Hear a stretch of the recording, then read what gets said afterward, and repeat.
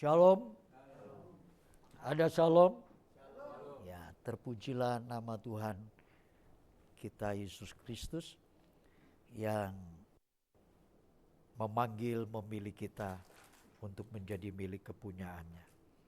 Saudara, tema yang saya ambil pada pagi ini adalah tema kuasa perkataannya. Bapak Ibu, saya percaya setiap kita kalau ditanya apakah mengenal Tuhan, pasti kita semua akan berseragam memperkarakan saya mengenal Tuhan. Tapi yang menjadi problematik dalam hidup kita, sejauh mana kita mengenal Tuhan.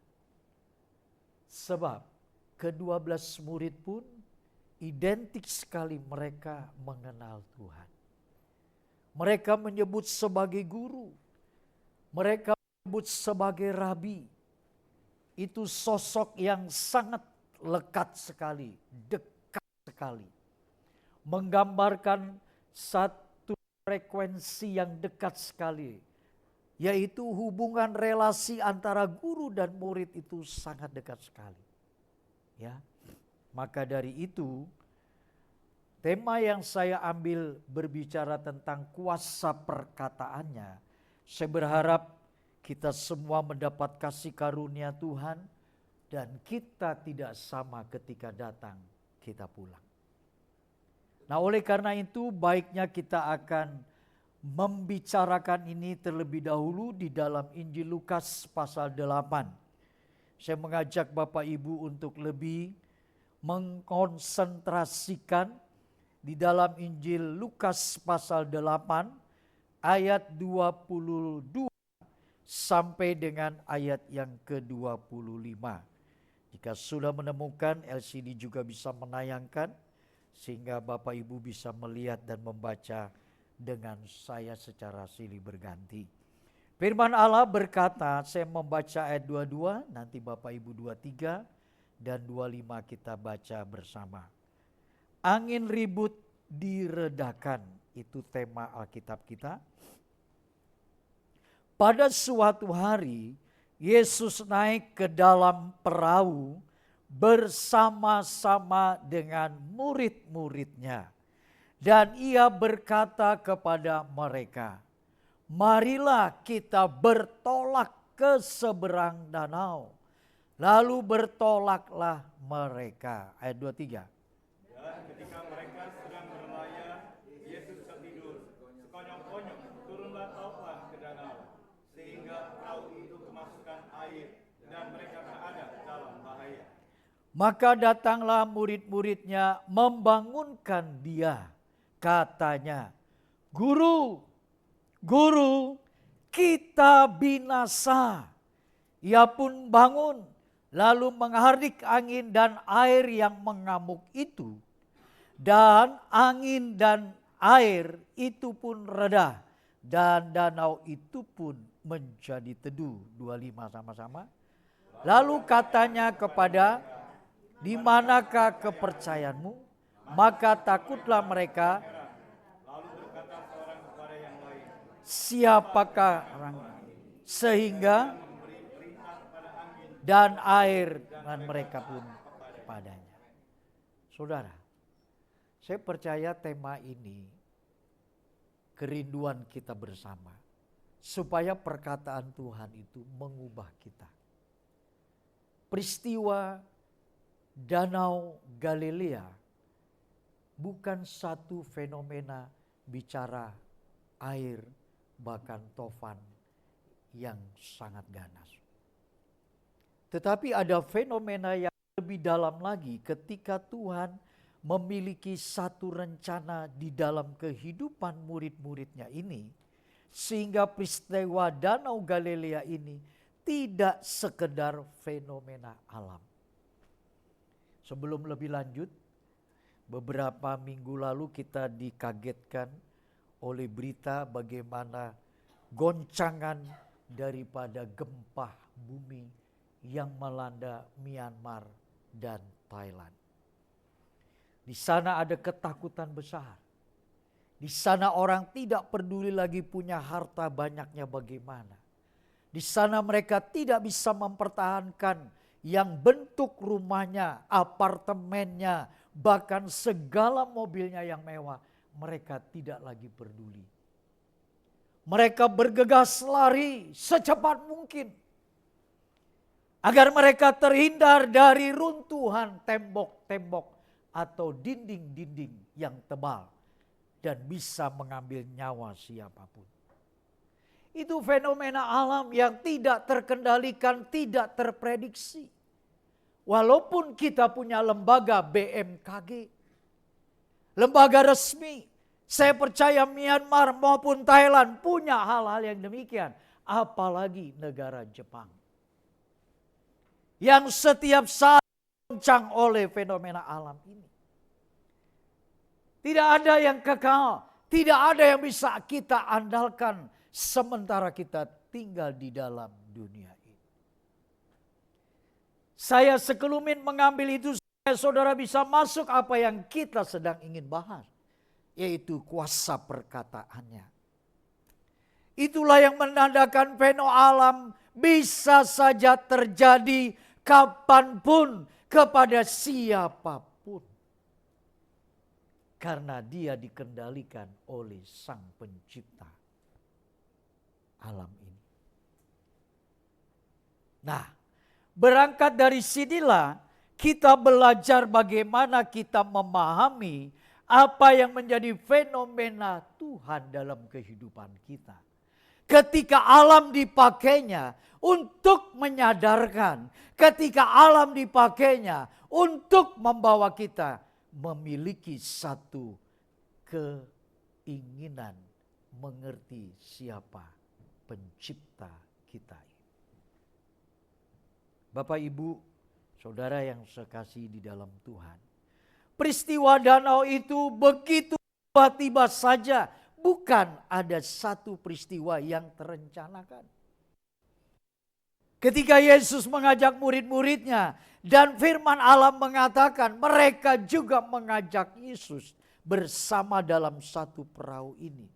Dan ketika di dalam kebersamaan ini tanpa diduga, tanpa dinyana, maka itu yang disebut angin taufan. Ada yang namanya taufan di sini? Kecuali taufan anak jalanan. Ya, ahli topan. Alam ini menggetarkan ke-12 murid yang saat itu ada di dalam perahu. Dan perhatikan, di sini alam yang dibangkitkan dalam peristiwa yang tidak terprediksi, maka itu angin yang dikatakan firman yang lain. Di dalam ini kan ada 4 Injil yang menceritakan. Dan daripada keempat Injil ini, itu menceritakan bagaimana alam ini bangkit dengan menghardik apa yang ada di dalamnya. Yaitu perahu. Angin topan yang dahsyat ini seolah-olah itu ingin mengangkat perahu murid-muridnya, menghempaskan ke permukaan. Dan itu tanda alam yang tidak terkendalikan. Dan inilah yang membawa sesungguhnya murid-muridnya ingin Tuhan melihat sejauh mana mereka mengenal Kristus sebagai Tuhan. Bapak, Ibu, dari sini angin tofan dan air yang masuk ke dalam perahu mereka. Tapi dengan peristiwa ini Tuhan ingin melihat bagaimana murid-murid mengenal dirinya dan percaya. Itu inti persoalan kita pagi ini. Sejauh manakah ketika Tuhan memakai alam ciptaannya ini, mengangkatnya itu angin tofan dan air yang masuk ke dalam perahu, sehingga memporak-porandakan iman percaya mereka, dan mereka seketika itu dikatakan pula oleh firman, mereka berkata, Guru, Guru, kami binasa. Saudara, ketika mereka sesungguhnya mengenal dan mempercayai Tuhan sebagai pemilik kehidupan, seharusnya mereka menyadari. Hari ini banyak di antara kita Perahu kehidupan kita yang mau tidak mau, persis atau sama, atau mungkin kita belum mengalaminya, satu kali kita akan menuju kepada pengalaman itu. Seolah perahu yang kita kendalikan, kita sudah mahir, kita sudah tahu. Kalau kita lagi naik kendaraan mobil nih saudara, biasanya jalan-jalan tertentu yang setiap hari kita sudah lewati. Kita tahu mana lubang, kita tahu mana di sana ada genangan air. Kita tahu di mana ada batu yang menghalangi. Sampai kita cerdas dan tahu jalan-jalan yang kita lewati. Kehidupan manusia seringkali demikian. Kita merasa sudah mahir, kita sudah merasa sudah tahu. Kita sudah merasa canggih dalam mengatasi hidup ini. Tapi hati-hati, seringkali kita terperosok dan jatuh di dalam ketidakmengertian akan jalan hidup ini. Murid-murid adalah seorang yang canggih. Ke-12 murid adalah latar belakang yang mereka dibentuk dari kecil sampai dewasa, sampai ke tingkat pemahiran, sampai ahli. Mereka tahu mana ada ikan dan tidak ada ikan. Hebat kan? Tapi ketika Allah memporak-porandakan iman percaya mereka, mereka oleng dan tidak mampu memahami bahwa gurunya ada di dalam perahu ini. Kesadaran kita seringkali punah, kesadaran kita seringkali tidak mampu menghadapi kenyataan-kenyataan hidup ini, bahwa Tuhan ada dalam pribadi kita. Dan itulah yang menandakan seringkali orang membawa hidup dalam satu peristiwa yang akhirnya masalah membuat dia menjadi jauh dari Tuhan. Kata rabi, yaitu kata guru, dalam bahasa Ibrani ini adalah rabi. Rabi itu menunjukkan bagaimana ketika setiap saat pikirannya seperti lagu tadi, perasaannya itu tertuang kepada murid. Dan murid pun demikian. Perasaan pikirannya tertuang manakala dia tidak tahu, dia bertanya kepada rabi atau gurunya. Tapi persoalan yang di dalam percaya itu tidak bisa dikonsultasikan. Maka ada firman yang mengatakan, iman tanpa perbuatan mati. Jadi iman itu harus dibuat. Nah, yang menjadi permasalahan di sini murid-muridnya, inilah momentum, inilah saat ketika iman mereka itu buktikan. Ketika iman mereka kerjakan, ketika iman mereka tampilkan bagaimana dia percaya kepada gurunya, Mesias anak Allah yang hidup, Kristus yang diurapi, yang secara nubuatan dia adalah nabi, dia adalah imam, dia adalah raja. Tetapi lebih daripada sekedar jabatan ini, Kristus itu adalah Tuhan semesta alam. Jabatan nabi mungkin dia dikonotasikan oleh murid. Jabatan imam mungkin dia juga ada murid berpikir orang ini pintar sekali ketika dia mengajar di sinagoge. Ketika dia raja, sempat murid-murid berkata apa? Mereka ingin mengangkat Yesus sebagai raja. Raja orang Yahudi. Jadi nubuatan itu menggenapi semua relasi yang ada di dalam pribadi Yesus. Tetapi soal Tuhan, mereka belum menyelami sebegitu dalam. Itu sebabnya, jangan-jangan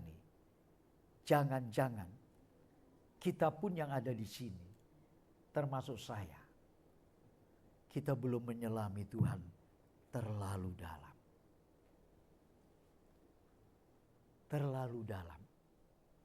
Menyelami Tuhan itu bukan sekedar kita minggu datang ibadah, Mungkin konteks kita yang terjun dalam sebuah pelayanan seperti kami ini sebagai pengkhotbah atau pendeta atau juga sebagai gembala tidak cukup. Tidak cukup. Mungkin kami tambah dengan ilmu-ilmu dan mungkin kami tambah dengan sekolah dan seterusnya, tidak pernah cukup. Saya pikir murid-muridnya ini hanya nelayan toh, enggak. Dia adalah murid-murid yang dipilih, dibentuk, dipanggil oleh Tuhan. Dari sekian banyak orang Yahudi, murid-murid pun pernah mengenyam pendidikan. Karena itu murid-murid tidak bisa diselewengkan soal kebenaran firman. Dia tahu siapa imam, dia tahu siapa yang diikutinya. Tapi sayang kebutuhan mereka masih melekat begitu kuat. Sehingga ketika ketuhanan Yesus tidak mereka bisa mencerna sebegitu dalam. Satu kali Tuhan berkata, Simon, menurut kamu siapakah aku ini? Simon berkata, engkau Elia. Tidak. Tapi ada lagi yang berkata, engkau adalah Mesias, anak Allah yang hidup. Bersyukurlah karena bukan engkau yang mengatakan, Bapakku. Saudara, Rabi, yaitu Kristus yang diurapi, Mesias, dia adalah pribadi yang menebus dosa, yang menyelamatkan dunia. Dan di dalam pribadi dia itu sekarang bercokol bersama dengan ke-12 muridnya. Mereka sadar apa tidak di sana, itu yang menjadi hal yang kita belajar. Kita ke gereja bertahun-tahun, kita melayani bertahun-tahun, kita berkhotbah bertahun-tahun, kita merasa mengikut Tuhan bertahun-tahun, sehingga kita merasa sudah mengenal Tuhan. Di arah tertentu kehidupan kita, di sana kita masih belum seperti frekuensi yang Tuhan mau. Kita belum seperti yang Dia inginkan. Contoh, ketika ombak begitu mengangkat perahu ini. Saya pernah melihat salah satu video, dan sekarang semua hal bisa divideokan. Itu ada satu fenomena, perahu itu besar sekali. Tapi ketika di tengah laut, dia diombang-ambingkan laut yang begitu dahsyat, itu perahu bisa naik tinggi sekali. Setinggi. Dan ketika dia terhempas, jebret.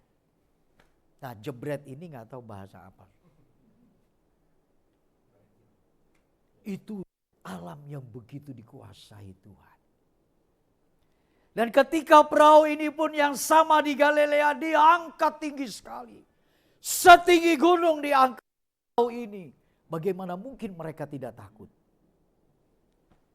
Manusia. Kita pun dalam peristiwa kehidupan kita pernah gentar. Kita merasa di mana Tuhan kok tidak ada dengan aku.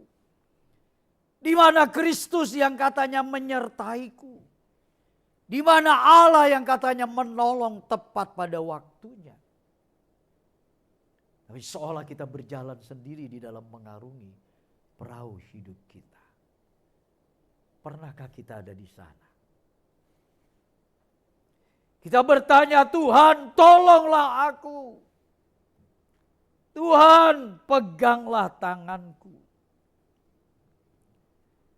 Dan itu masuk kategori bukan hanya angin tofan yang menghempas perahu. Tetapi dikatakan firman, air pun masuk ke dalam perahu itu. Semakin membawa satu kondisi yang sangat mengerikan dan mencemaskan. Tapi mereka berkata kepada Tuhan, Tuhan, Guru, kami binasa. Sekarang yang menjadi pertanyaan saudara, betul gak mereka binasa? Ada orang gak sih di sini? Betul gak mereka binasa? Tidak kan? Tapi rasa khawatir, rasa ketakutan itu mendunia dalam kehidupan mereka. Seolah bukan saja yang menakutkan ini mengkhawatirkan mereka, tetapi mereka hilangkan kehadiran Yesus dalam hidup mereka. Itu sebenarnya kekristenan dan kita hari ini. Ketika kita menghadapi gelombang kehidupan, ketika kita menghadapi mara bahaya yang mencekam, seolah kita sedang berhadapan, seolah kita sendirian. Kemarin saya sempat dengar dan menonton televisi.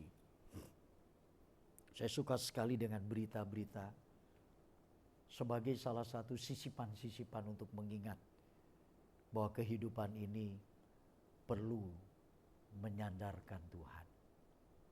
Di sana ada satu berita yang sangat mencengangkan. Presiden Trump itu dia mengumumkan sambil mengangkat sebuah pengumuman bahwa dia memberlakukan tarif 32 atau 33% bagi barang-barang import yang masuk ke USA. Dan bukan saja Asia yang mencekam dan memprotes, tapi juga Uni Eropa. Setidak lama peristiwa Trump mengumumkan persentase pajak yang akan dipungut bagi barang yang masuk ke Amerika. Dan itu mengkhawatirkan semua negara-negara. Uni Eropa pun sempat membuat konferensi pers. Bagaimana ini bisa terjadi? Bapak Ibu, hari ini negara coba menyelamatkan negaranya sendiri. Dan dampak ke Indonesia akan diprediksi akan terjadi pengangguran yang lebih besar lagi. Bukan seperti yang kemarin Sritek, ribuan orang yang menjadi pengangguran. Tapi mungkin kali ini melebihi angka itu. Jadi ini bagaikan tsunami, bagaikan gelombang angin sakal yang dihempaskan oleh keadaan dunia ini. Ya kalau kita yang sudah umur 70, mau ngapain Pak? Gue pikirin gak lama lagi gue masuk Sandiago. Tanah kusir. Bagi saudara yang muda-muda ini, itu loh yang mesti saudara harus cermati. Kemarin ada satu tokoh yang dia bikin video lalu dia mencanangkan kesempatan di dalam kesempitan bagaimana Amerika membuat gejala ini. Ada orang juga yang memberikan satu kesempatan positif. Anaknya dikirim sekolah ke salah satu negara Tiongkok. Di sana dia belajar bahasa Mandarin. Dan ketika dia pulang siap dia menghadapi perusahaan-perusahaan Tiongkok yang masuk ke Indonesia. Ada orang-orang yang masih cermat. Nah kalau anak-anak muda tidak mencermatinya dengan situasi yang sedemikian ini, mau jadi apa? Mulut saya mingkem, mau jadi apa? Sementara anak-anak muda yang di luar sana ya. Mereka bangun pagi, mereka rajin, mereka tekun, mereka begitu antusias, mereka begitu memperjuangkan masa depan mereka sekarang dengan tidak hanya sekedar begini di rumah atau angkat kaki di rumah dan nonton televisi, menghabiskan waktu dengan HP. Jujur, tekun, rajin, pandai. Itu saja di Tiongkok S3 bukan S7. Itu jadi orang yang boleh dikatakan asisten pembantu rumah tangga. S3. Boro-boro kita S7 saudara. Ini anak-anak muda yang mesti kita bangunkan rasa kesadaran. Belum lagi ketika engkau tidak mempertaruhkan hidupmu untuk Tuhan diprioritaskan di dalam kehidupan ini. Selesai saudara. Kami bersyukur Tuhan membentuk di masa muda. Walaupun masa muda saat itu belum sekompleks kita seperti hari ini tantangannya. Seri Gen Z sudah selesai, masuk lagi ke seri Alpha. Apa yang kau mau buat? Kalau Tuhan tidak kau utamakan dalam hidup ini. Pak, Bapak mah umur 63 oke lah sama Tuhan serius-serius amat. Saya masih 70 deh tuh. 17, 18, 19 masih jauh Pak, masih jauh. Ya. Kami saja yang dari sejak 17 tahun sekarang 63 seolah waktu begitu berlomba dengan kami. Kami belum selesai. Berat. Tantangan dulu tidak seperti tantangan hari ini. Pergumulan dulu tidak sepergumulan hari ini. Tidak ada uang dulu, tidak ada uang seperti hari ini. Berarti hari ini adalah semakin dunia yang menuju kepada kekelaman. Kalau engkau tidak ada satu kuasa perkataan Allah, apa yang bisa kau andalkan? Apa? Kita harus berjuang, kita harus bergumul, kita harus bekerja, kita harus percaya bahwa hidup ini ada makna, yaitu Tuhan mau kita supaya seperti kehendaknya. Tidak bisa kita santai. Tidak bisa Bapak Ibu Saudara. Gelombang dunia ini seperti angin sakal. Nah kalau anak muda cuma hanya nina bobo, lipat tangan, minum es teh dan sebagainya, teler dan es campur sebagainya lah pokoknya. Dia minum hanya bernikmat ria.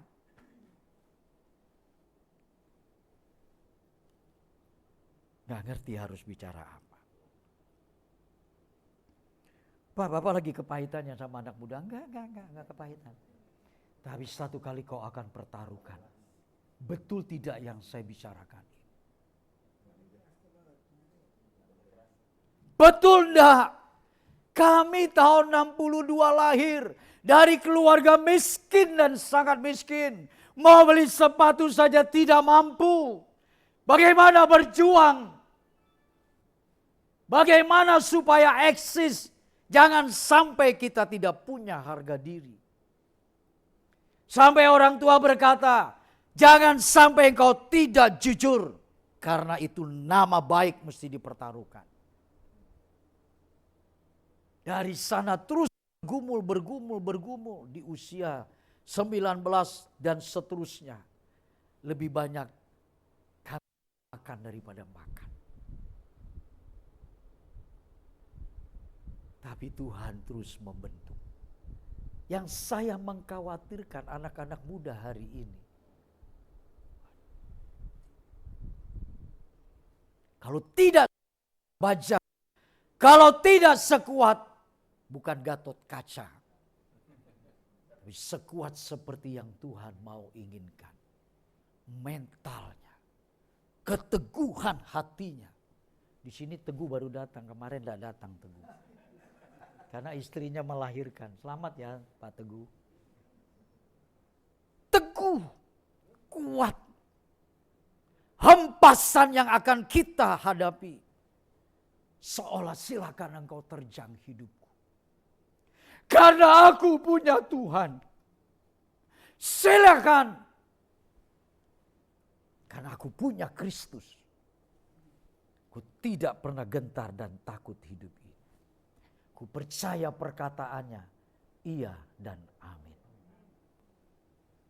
Guru kami binasa.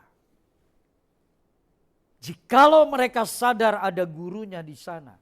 Jikalau mereka percaya Yesus di sana. Jikalau mereka percaya Yesus adalah Tuhan. Jikalau mereka percaya Dia adalah pencipta alam. Tidak mungkin mereka akan berteriak seperti itu. Tidak mungkin. Itu sebabnya fenomena alam ini Allah pakai iman percaya mereka sejauh mana engkau mempercayaiku sebagai Allah dan Tuhan dalam hidupmu. Selesai, jebret. Ada yang mempercayainya. Kita bersyukur Bapak Ibu Saudara. Dalam tahun-tahun kelam yang kita lalui, kita mungkin terhempas hancur dalam tidak penuh harapan. Kita minta pertolongan, semua tutup pintu. Tapi ternyata ada tulang jiwa raga kita, saraf kita dibentuk dari satu pengharapan hanya kepada Tuhan. Hanya kepada Tuhan. Dan di sana terus diproses pola pikir yang jelek, pola pikir negatif, pola pikir yang tidak seharusnya diajar untuk tererosi. Dibentuk suatu pikiran-pikiran Allah. Pikiran-pikiran ilahi. Saya pikir mudah, enggak. Kita masih terkontaminasi dalam hidup kita ini. Tercemar dengan manusia dosa kita. Tercemar dalam manusia jahat kita. Kalau saudara tidak sungguh-sungguh mengatasi bersama dengan Tuhan, kita tidak mampu menyelesaikan hidup kita ini. Kadang dosa ini muncul, kadang manusia lama kita tersinggung, kadang kita merasa disepelekan dan seterusnya dan seterusnya. Tapi kalau ini kita terus disiplin rohani yang tinggi, Tuhan akan menolong kita. Tuhan akan menolong kita kalau kita punya disiplin rohani. Maksudnya disiplin rohani itu apa, Pak? Baca Alkitab, tekun, bukan sekedar hanya hafalan atau hanya mendapat pujian. Engkau sedang berbicara dengan pencipta alam ini. Tuhan, engkau mau apa dalam hidupku? Tanyakan itu ketika engkau baca firman. Cerdaskan rohmu ketika di situ ada roh Allah yang menaungi. Ketika engkau betul-betul rindukan perkataan Tuhan. Bukan ingin supaya ketika ingin khotbah baru persiapkan firman. Tapi jadikan kerinduan kita itu benar-benar.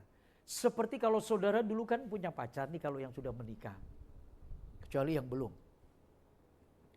Kau punya pacar kan? Jangankan di Bogor. Di Purworejo aja saudara. Itu kita lakoni.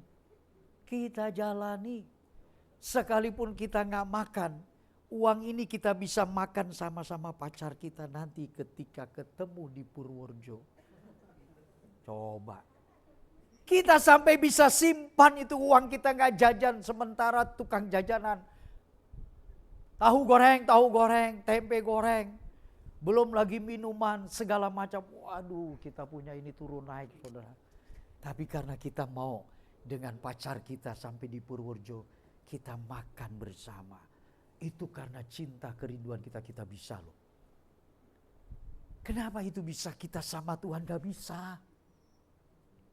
Kan mestinya sama Tuhan bisa dong. Alokasikan, balikan, setir kembali tujuan hidup kita. Dan yang membawa perjalanan hidup kita memiliki pola pikir supaya kita seirama dengan Tuhan. Sebab mereka berpikir begini Bapak Ibu Saudara. Mereka berteriak, Guru kami binasa. Padahal belum binasa. Coba, lebay kan? Lebay. Kita senang loh dengan yang lebay-lebay. Yang suka dibikin beritanya tuh hoak-hoak, lebay-lebay, belai-belai. Habis lebay-lebay, belai-belai. Kita suka sekali dengan berita-berita itu atau dengan kasus-kasus lebay-lebay. Ya murid-murid pernah terjadi itu lebay-lebay. Guru binasa. Padahal belum binasa. Kalau binasa kan gak mungkin dia teriak begitu. Orang dia masih berteriak kok. Saya mengerti di sana terjadi apa. Pola berpikirnya. Pola berpikirnya mereka itu mencekam. Mereka berkata dalam pikirannya, bagaimana ini kalau angin yang dahsyat, taufan yang kuat begini tidak reda dan air yang sudah mulai memasuki perahu itu. Pikir mereka apa? Bahasa condet bilang, mati deh gue. Mati deh. Jadi kekhawatiran di dalam pikiran itu begitu menguasai aspek kehidupan, manakala tiba-tiba terjadi demikian. Kita pun begitu. Ketika di dalam persoalan hidup kita yang kita tidak sangka, kita tidak nyana. Tiba-tiba datang tiba-tiba. Masalah-masalah kita yang tidak pernah kita selesaikan. Masalah itu datang lagi dan terus menghimpit kita. Kita tidak pernah tersimpu di bawah kaki Tuhan dan mempertanyakan, Tuhan, kenapa ini? Mengapa harus terjadi dalam hidupku? Kemarin, dua minggu lalu khotbah kita tentang Red Pine itu berpendapat tidak ada satu masalah pun, problema yang akan datang kepadaku tanpa melewati Tuhan dulu. Saya ulang ya, supaya saudara nanti kalau keluar mungkin makan mie, makan capcay, puyungai, kata-kata ini masih ingat. Red Pen mengatakan, tidak ada satu masalah pun, problem dalam hidupku yang datang kepadaku tidak melewati Tuhan. Jadi setiap perkara dalam hidup kita terjadi atas seizinnya. Itu sebabnya iblis berkata apa? Ketika ditanya Tuhan, hai iblis, dari mana kamu? Aku habis mengelilingi seantero bumi ini. Apakah kau melihat hambaku Ayub? Bukan apakah kau melihat hambaku Yusuf? Bukan. Hambaku Ayub? Ya. Jelas dong Tuhan, ketika Engkau melindungi, ketika Engkau memagari, ketika Engkau tanganmu terkadang memberkati. Bagaimana aku bisa, dengan kata lain, bagaimana aku bisa masuk ke wilayah itu? Tuhan berkata, baik iblis, sekarang dia ada dalam tangan penguasaan. Satu hal, jangan sekali-kali engkau ambil dan mengusik nyawanya. Seizin.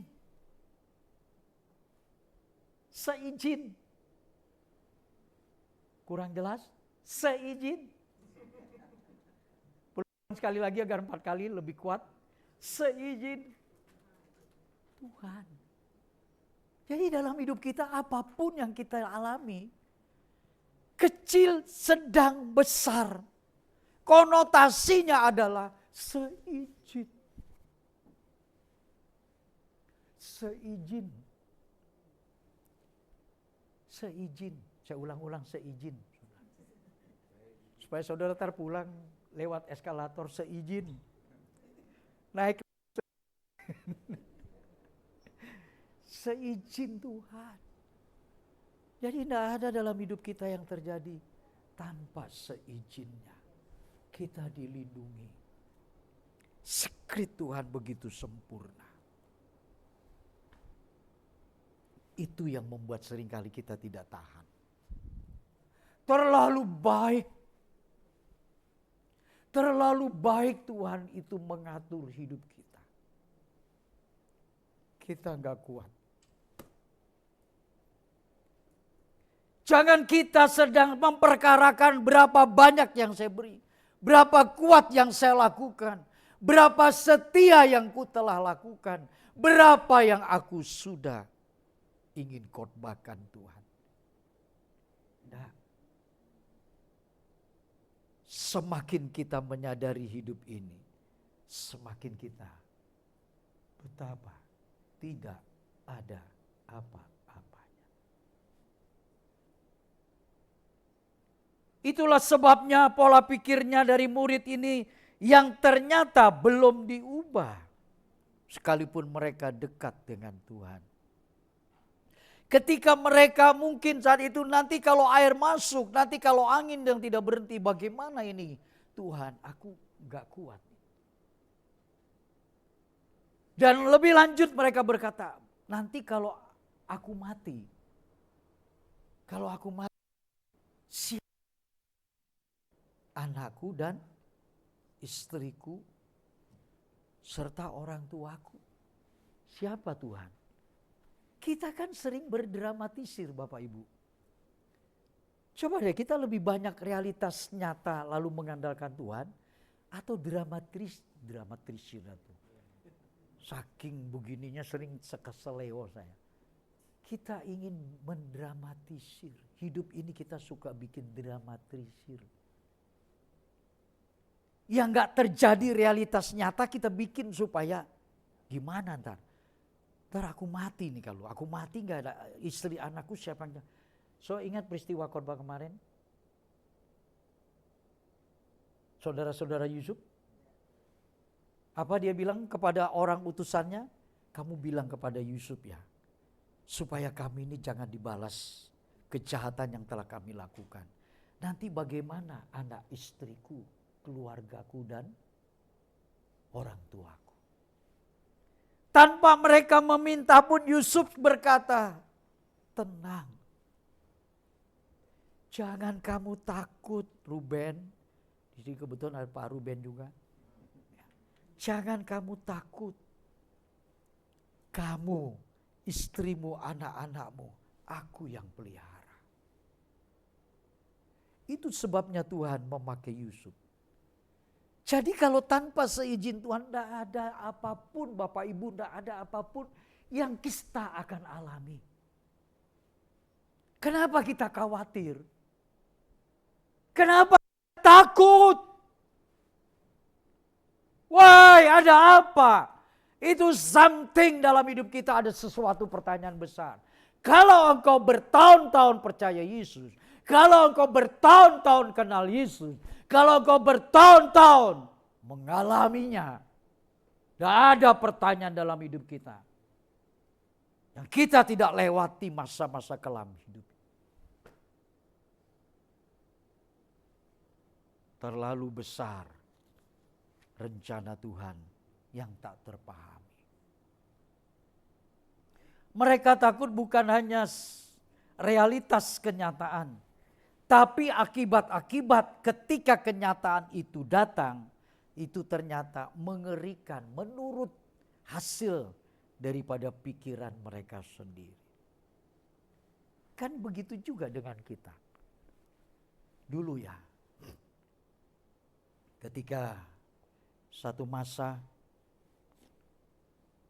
anak saya mau sekolah, utang belum selesai. Bank mengejar-ngejar, bukan banknya yang lari ya saudara, dia pegawai debt kolektornya. Kita dikejar setiap hari dengan kondisi keadaan yang tidak pasti. Dan satu pertanyaan, sampai kapan aku menyelesaikan ini? Gak tahu. Menanti pertolongan juga gak tahu siapa yang menolong. Akhirnya hanya bersimpuh.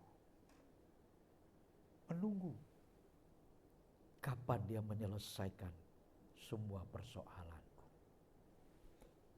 Itu aja. Jalani. Lewati. Jangan bersungut, jangan marah, jangan nyalai orang, jangan menyalai keadaan. Lewati. Karena tanpa seizinnya, tidak mungkin kita tidak mengalami. Lewati, ada masa, ada waktu di mana kita. Jangan pikiran kita menguasai nanti begini. Kalau begono, kalau begana, itu nasi bagana memang enak. Tapi kalau begini, bagaimana nantinya? Bagaimana? Ini kan pikiran kita liar nih. Dia mau kemana aja. Ini hari ada di Pasar Baru, besok di Bogor. Begitu di Bogor dia besok ada di Purworejo. Keliling nih pikiran kita. Waduh, ini kalau tidak dikendalikan, seringkali kita tidak mampu. Maka Tuhan katakan, berdoalah supaya jiwamu tenang.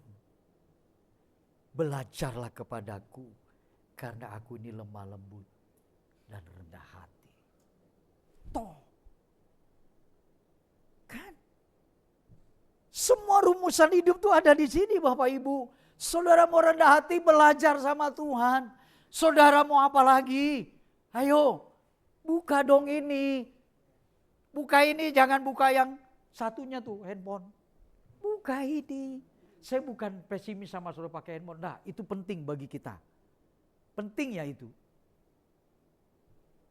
Semua rumusan hidup kita tuh ada di sini. Jangan lari. Minta pertolongan kemanapun. Jangan saudara cerita kepada yang lain. Nanti bakalan diceritain pada yang lain lagi. Pernah satu kali, gak usahlah saudara ya. Gak baik. Ya, kita cerita sama Tuhan. Tuhan, aku sedang menghadapi ini, itu, dan seterusnya. Aku gak tahu kapan selesai. Tolong kuatkan aku Tuhan. Pegang tanganku supaya di jalur apa yang Tuhan mau tuntun aku. Ada daya tahan kekuatan seperti Yusuf. Dia punya kekuatan. Ku kan berdiri di tengah badai dengan kekuatan bukan kita yang Tuhan berikan. Kalau kekuatan Tuhan, soal kita banyak mengelilingi, kita bisa masih smile. Kita masih bisa tertawa. Kalau istilah Bu Sumi bilang, tebar pesona.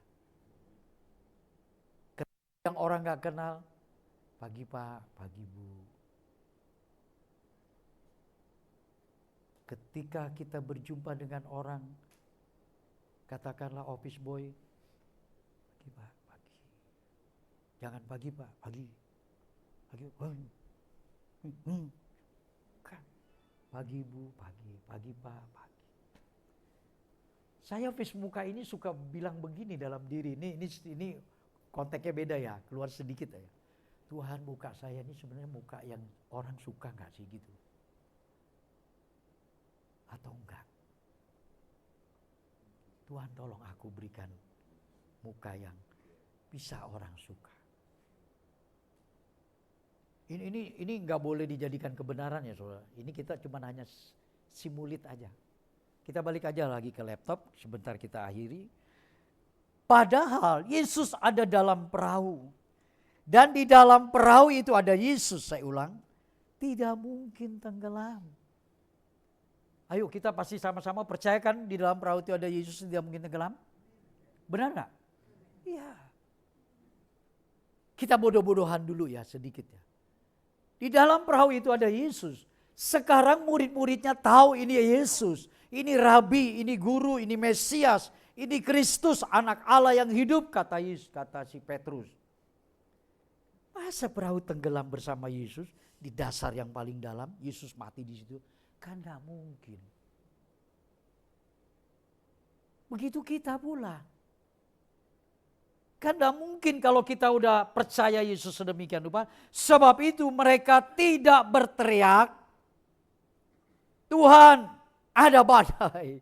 Tuhan, dikatakan lagi, kami perahu sudah kemasukan air. Tapi mereka cuma hanya berteriak, Tuhan kami binasa. Ini udah ujungnya kehidupan. Mengapa mereka tidak berteriak, Tuhan ada air masuk. Tuhan, perahu kami boleh dikatakan hampir dikatakan masuk air yang begitu kuat. Nah, dari sini Bapak Ibu, mereka khawatir tentang masa depan yang tidak nyata. Yang hanya ada dalam imajinasi mereka sendiri, jadi pikiran mereka dikuasai dengan hal-hal yang menakutkan. Itulah yang terjadi di dalam setiap perjalanan kehidupan kita. Jadi pikiran merekalah yang menguasai seluruh aspek hidup mereka. Bukan lagi Tuhan yang menguasai badai saat itu ketika mereka sadar. Dan akhirnya Yesus berkata, "Hai badai angin tofan yang dahsyat, air yang berkemuk, tidak," kata Tuhan. Maka di sana tiba saja selesai. Menjadi teduh dan amat tenang. Di sana dikatakan ayat 24. Dan angin dan air itu pun reda. Dan danau itu menjadi teduh sekali. Sebagai penutup, yang menjadi pertanyaan kita, mengapa kuasa perkataan Tuhan tidak terjadi di dalam kehidupan kita? Hari-hari ini kita kritisi, mengapa kuasa perkataan Tuhan? Sebab Tuhan bilang begini Bapak Ibu, pada murid-murid, kalau engkau berjalan, kau mengincak ular yang berbisa, ular yang beracunnya juga tidak membinasakan. Itu Tuhan berjanji. Di dalam PL Tuhan berkata kepada Yosua, kepada Yosua atau Yusuf ya, atau Yakub. Pada Yakub dia berkata, engkau menyeberangi sungai, air pun tidak akan menghanyutkan. Engkau menyeberangi api, api pun tidak menghanguskan. Artinya, kalau Tuhan sudah ada dalam hidup kita, maka ada garansi. Ada garansi. Ada perlindungan Tuhan. Tapi Tuhan tidak melindungi ketika Yusuf harus melewati proses. Semestinya, seharusnya. Dan itulah yang Tuhan mau dalam hidup kita. Orang di luar sana kira-kira kalau bangun tidur itu apa yang dikerjakan Bapak Ibu?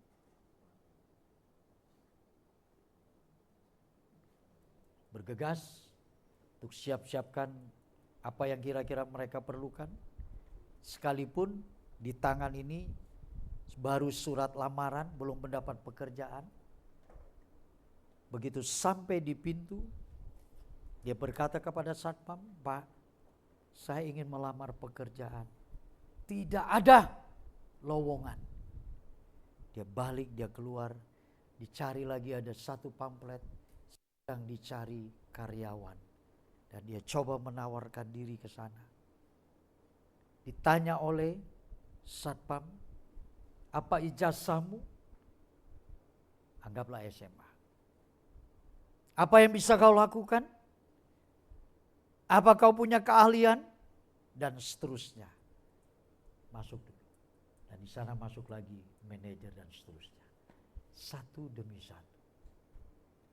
Dan ketika itu manajer berkata, "Pernah kamu pengalaman kerja?" "Belum, Pak." "Sekarang yang kamu mau kerjakan apa?" "Saya juga nggak tahu." Dan sampai akhirnya, "Kamu punya SIM?" "Nggak ada, Pak." "Waduh, bagaimana ini? Yang kamu harus jalani setiap hari naik motor. SIM nggak ada." "Nggak ada, Pak, saya." "Ya sudah, nanti saya kabarkan." Pulang. Kita buat dalam doa, "Tuhan, kehendak-Mu yang jadi." Cerita menutup ini Bapak Ibu. 2 minggu kemudian datang lagi surat. Dipanggil lagi untuk interview kedua.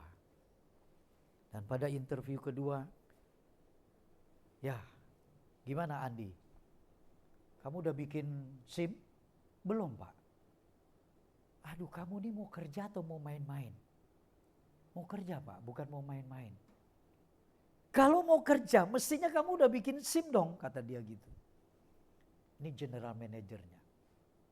"Habis Bapak kasih surat ke saya, katanya Bapak sudah terima orang." Saking belum pernah kerjanya saya ngomong, "Bapak udah terima orang ya, saya udahlah." Dan emang saat itu kita nggak ada uang untuk bikin SIM. Karena jaminannya apa? Mama saya juga uangnya ya istilah Senin Kemis. Senin Kemis itu puasa ya saudara. Kata Bu Sumi, orang yang puasa Senin Kemis itu cari jodoh. Nah, akhirnya maksud saya tuh kalau sudah dikatakan oke, kamu diterima, mama saya pinjam uang pun besok kan bisa diganti. Istilah begitulah. Tapi oleh karena dia sudah terima, ya udah kita nggak bikin SIM. Singkatnya akhirnya dia geleng kepala. Ya sudah, sekarang kamu pulang, besok kamu bikin SIM, sudah jadi resinya nggak usah tunggu sampai SIM jadi, kamu bawa resi kamu kemari, kamu kerja. Aduh, kata dia begitu. Ya udah saya pulang. Dia bilang baru kali ini orang mau kerja. Ya udah kita pulang, besok pagi-pagi saya bikin SIM, dapat resinya, saya cepat ke Blok M, berkata Pak ini resinya sudah jadi. Mana? Ini. Sudah, kamu pilih motor tuh di sana. Dulu kita perusahaan masih dikasih motor. Dan akhirnya saat itu kami mulai bekerja. Saudara, tahu apa yang terjadi? Kemarin saya ngobrol sama Albert. Bet, kamu tahu? Saya dari Condet sampai ke Pasar Baru. Bukan seminggu sekali. Seminggu bisa 5 hari. Kadang kalau Bu Sumi, Pak bisa enggak? Pak bisa enggak? Pak oke enggak? Pak ini kak. Setiap hari ke Pasar Baru. Setiap hari dulu ke Duta Merlin. Karena kantor kita di sana. Setiap hari dulu ke Cideng Timur. Setiap hari dulu ke Taman Sari. Setiap hari dulu pulang ke Bogor. Tuhan bentuk.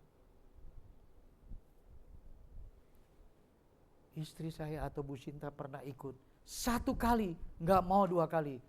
Pinggang pada boyokan. Gak kuat. Tapi Tuhan begitu baik. Tuhan merencanakan ini. Saya pernah dikasih 1 tempat gereja di Taman Mini. Gratis. Gak taunya esoknya orang yang ngasih hotel ini. Dia mau jadi gembala. Teman-teman yang di sini baik Kosiau, Bu Sumi, Pak Jo. Pak, kita di kota itu udah banyak gereja. Sekarang dari Jakarta, kota. Ada yang dari Pangeran Jakarta, ada yang dari Gajah Mada, ada yang dari Pasar Baru, ada yang dari Sunter, Bu Heni. Harus ke Taman Mini. Itu karena kami menganggap Bapak gembalanya.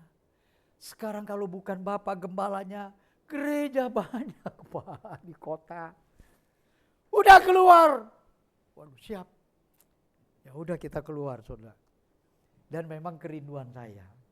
Tuhan, kadang saya telus dada. Kesian domba-dombamu dari kota.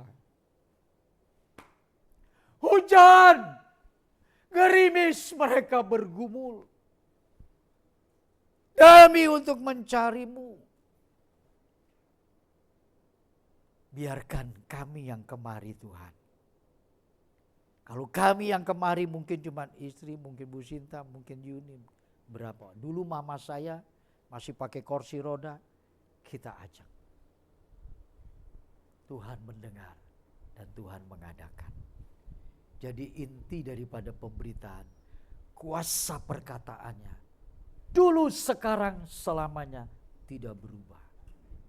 Yang penting kita mempercayainya. Dan satu hal, apapun momentum dalam hidup kita yang terjadi, amati, saudara akan menangis nanti, melihat rencana Allah yang besar. Sekalipun ini hari penuh dengan air mata. Firman Allah mengatakan, ada orang yang menabur dengan air mata. 1 kali dia akan menuai dengan sukacita. Itu janji Tuhan. Itu kuasa perkataannya tidak berubah. Percayakan ini dalam perjalanan engkau mengikut Yesus. Karena Yesus tidak pernah berubah sampai selama-lamanya.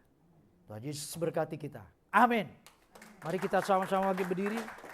Kita akan nyanyikan satu lagu sebelum masuk perjalanan.